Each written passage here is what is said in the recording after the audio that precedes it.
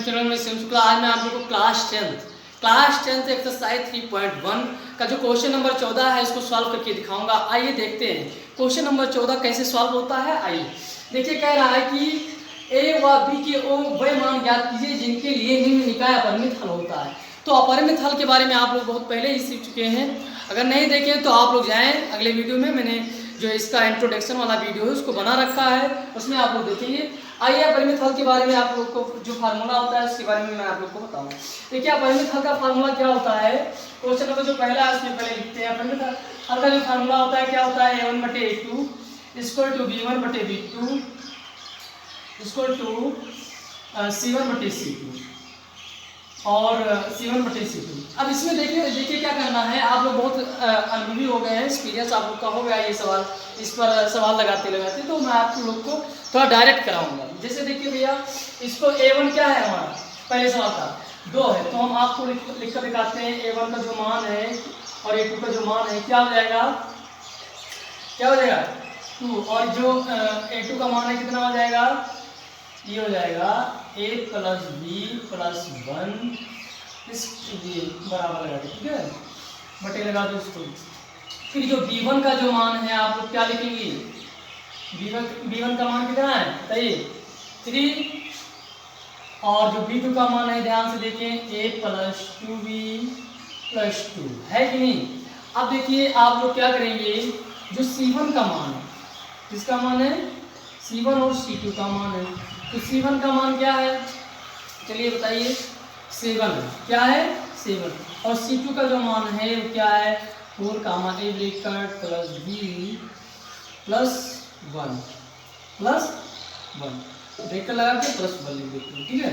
ये आपका दिया हुआ है इसका मान। अब आप लोग क्या करेंगे, बड़े आसानी से आपको क्या करना होगा, दो मान लेकर एक समीकरण बना दे, 2 मान लेकर एक समीकरण बना दे, दोनों को सॉल्व करेंगे तो आसानी से आपका आंसर आ जाएगा। देखिए पहले हम कैसे सॉल्व करते हैं। 2 मान लेते हैं, एक क्या लेंगे पहले और दूसरा लेंगे ए और बी वाला। तो इसका मान लेने के बाद क्या करेंगे, समीकरण बना देंगे। ये थोड़ा लंबा सवाल है लेकिन बहुत इजी है, आप लोगों को कठिन नहीं लगना चाहिए, क्योंकि आप लोग का तेजी जाती हैं और समझने का प्रयास भी करते हैं। जो यहाँ यूट्यूब पर देख रहा है तो बहुत अच्छा विद्यार्थी, क्योंकि सब लोग नहीं देखते हैं अच्छी चीज़। ये इसका क्या हो जाएगा, क्रॉस मल्टीप्लाई a + 2b + 2 ये क्या हो जाएगा 3a + b + 1 हो जाएगा कि नहीं हो जाएगा। अब आप गुणा करते तो ये 2a, ये कितना 4b, ये 4 हो जाएगा, यस नो यस। इसका गुणा करेंगे तो क्या हो जाएगा 3b + 3 ये हो गया। अब आप क्या करेंगे, यहाँ देखिए a कितना है 2 है, यहाँ कितना है 3, तो आप इधर लाए तो क्या हो जाएगा, ये हो जाएगा। अब देखिए यहाँ ये 4 है, यहाँ आएगा तो क्या हो जाएगा, यहाँ आपका 3b है और यहाँ जो आएगा 4b क्या हो जाएगा, माइनस में होगा, यस नो। इसको उधर ले जाइए, ये 4 है -3 हो जाएगा, तो यस नो। अब ये कितना बचा, यहाँ +1, यहाँ कितना बचा 1, और यहाँ कितना बचा -b। ये आपका जो समीकरण है इस तरह बन गया, ये समीकरण 1 बन गया, यस नो, आसानी से बन गया। अब आप लोग क्या करेंगे, दूसरा समीकरण बनाने के लिए आप इस वाले a वाले पार्ट को लें और c1 वाले पार्ट को लें। तो देखिए इसका मान लीजिए क्या है 2/1a + b + 1 equal to 7/4 a + b + 1। अब देखिए सॉल्व कर दिए त्रिज्या गुणा करके। अगर चाहें तो यहाँ चलो देखते हैं क्या है, ये 4a + b + 1, ठीक है, इसको ऐसे लिखो, और ये 7a + b + 1 ये आपका हो गया। आप क्या करेंगे, गुणा कर देंगे, इसको पहले अंदर गुणा कर दीजिए, तो 4a + 4b हो जाएगा +1, ठीक है, कोई समस्या तो है नहीं। इसका मल्टीप्लाई कर दीजिए, क्या हो जाएगा 7a + 7b + 7। अब देखिए इधर क्या करेंगे, इससे गुणा कर दीजिए, 4 दूनी कितना हो जाएगा 8a हो जाएगा, 8b हो जाएगा, और फिर +2 हो जाएगा, यस नो यस। ये क्या हो जाएगा, इसको ऐसे लिखते हो, इसको ऐसे लिखो, और ये 7, ठीक है। देखिए इधर 8 है तो इधर आप घटा दें, तो अगर घटाएंगे तो क्या हो जाएगा 8a - 7a + 8b minus 7b equal to क्या 7 है, इधर आएगा तो -2 हो जाएगा। ये देखिए कितना बच गया 5, ये कितना बचेगा a प्लस बी, क्या बचेगा a प्लस बी। ये समीकरण कितना बन गया 2 बन गया।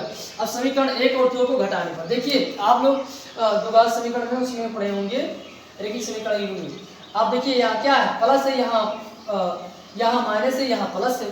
तो आप लोग क्या करेंगे इसको सॉल्व करेंगे, क्योंकि यहाँ जब विपरीत चिन्ह होता है तो हम क्या करते हैं दोनों समीकरण को जोड़ते हैं।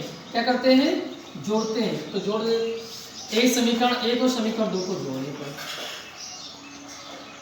प्लस समीकरण 2 को जोड़ने पर, ठीक है।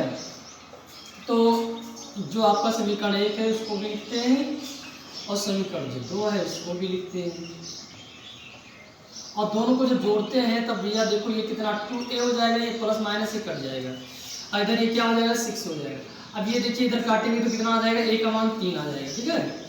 तो a का मान आपका कितना आ गया 3 आ गया। अब देखिए b का मान निकालना है तो a का मान किस में रख दें, a का मान समीकरण फर्स्ट में रख दो या सेकंड में रख दो, चलो फर्स्ट में रख देते हैं, रखने पर फर्स्ट में रखने पर, ठीक है, समीकरण फर्स्ट में रखने पर। तो a का मान समीकरण फर्स्ट में, समीकरण फर्स्ट क्या है a minus B equal to 1, यानी ये क्या है a माइनस बी, और a का मान कितना आया था अभी 3, और ये प्लस, इधर देखिए ये आएगा तो माइनस में हो जाएगा तो कितना आ जाएगा -2, तो ये माइनस है, माइनस माइनस कट जाएगा तो क्या बचेगा भैया b का मान 2 बचेगा। तो यानी b का जो मान है आपका आ गया। अब a का मान भी ज्ञात हो गया और b का मान भी ज्ञात हो गया। इस प्रकार से आपका a और b का मान ज्ञात हो जाता है। अब